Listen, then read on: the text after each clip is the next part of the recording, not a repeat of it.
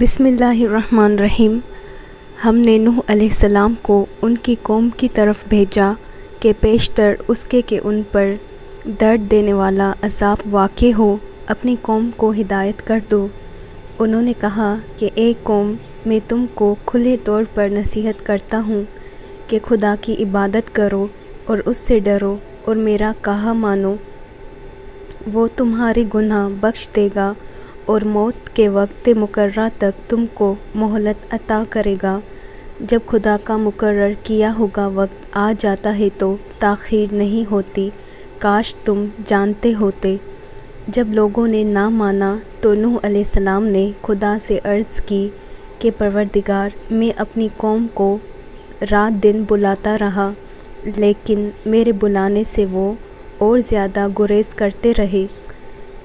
جب میں نے ان کو بلایا کہ توبہ کریں اور تو ان کو معاف فرمائے تو انہوں نے اپنے کانوں میں انگلیاں ڈے ڈالی اور کپڑے اوڑھ لیے اور اڑ گئے اور اکڑ بیٹھے۔ پھر میں ان کو کھلے طور پر بھی بلاتا رہا اور ظاہر اور پوشیدہ ہر طرح سمجھاتا رہا اور کہا کہ اپنے پروردگار سے معافی مانگو کہ وہ بڑا معاف کرنے والا ہے۔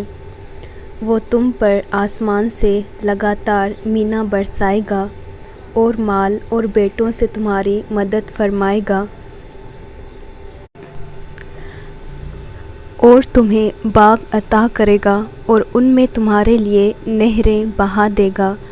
تم کو کیا ہوا ہے کہ تم خدا کی عظمت کا اعتقاد نہیں رکھتے، حالانکہ اس نے تم کو طرح طرح کی حالتوں کا پیدا کیا ہے۔ کیا تم نے نہیں دیکھا کہ خدا نے 7 آسمان کیسے اوپر تلے بنائے ہیں اور چاند کو ان میں زمین کا نور بنایا ہے اور سورج کو چراغ ٹھہرایا ہے، اور خدا ہی نے تم کو زمین سے پیدا کیا ہے، پھر اسی میں تمہیں لوٹا دے گا اور اسی سے تم کو نکال کھڑا کرے گا۔ اور خدا ہی نے زمین کو تمہارے لیے فرش بنایا تاکہ اس کے بڑے بڑے کشادہ رستوں میں چلو پھرو۔ اس کے بعد نوح نے عرض کی کہ میرے پروردگار، یہ لوگ میرے کہنے پر نہیں چلے اور ایسوں کے تابع ہوئے جن کو ان کے مال اور اولاد نے نقصان کے سوا کچھ فائدہ نہیں دیا، اور وہ بڑی بڑی چالیں چلے اور کہنے لگے کہ اپنے معبودوں کو ہرگز نہ چھوڑنا، اور ود اور سوا اور یغوث اور یعقوب اور نصر کو کبھی ترک نہ کرنا۔